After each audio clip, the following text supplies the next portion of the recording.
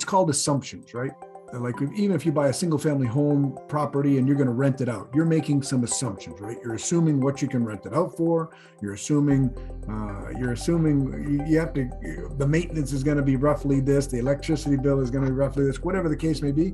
You're making those assumptions. In the world of underwriting, if you're going to sell it, if it's a 5 to 7 year hold, you have to make an assumption of what the value is going to be after you've done your value adds.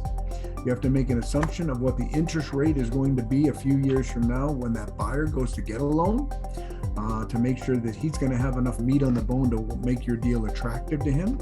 You're going to make some assumptions on what the rents that you can raise them to by doing the $1 million worth of renovations or $500,000 renovations. What's the return on investment for the rents that you're going to get? So when I say underwritten conservatively, I mean we don't go to the top of the market rents. We go somewhere around 3/4 of the way. We don't think vacancy is going to be 0. We think vacancy is, I don't care if vacancy in that market's 3% right now. I underwrite at 10% because things change and can change overnight. So there's another assumption, what your vacancy is going to be, it's called loss to lease. It's called bad debt and collections, people that are in the door but not paying the rent. Some people put 0 when they underwrite down. That's not reality. Reality is people come across hard times and don't pay their rent from time to time. It's not as much as in single family homes, a little bit more reliable of a tenant in single family homes, but in apartments, they're nomads. They move around a lot, and sometimes they don't really care if there's a blem on their credit. If they've got hard times, they've got hard times, right?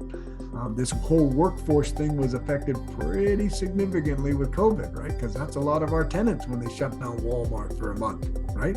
That's a lot of our tenants when they shut down the gas station for 3 weeks. That's 3 weeks worth of a paycheck. And a lot of these people, as we all know, it's a sad fact that there's the large majority of the United States of America citizens are living paycheck to paycheck. And you take 3 of those away, and it's a big flipping deal, right? Getting caught up is very, very difficult. Thank goodness for the federal government stepping in and making sure these people didn't, number one, get evicted, but number 2, were able to catch up on their rent. So that was a big help for all of us, right? Mm-hmm. So, Andy, you wanted to say something? Well, yeah, on the friends and family deal. So now that deal that you showed me where I could get in for 100 or I could get in for 500,000, was that a friends and family type of thing there? Yes. Okay.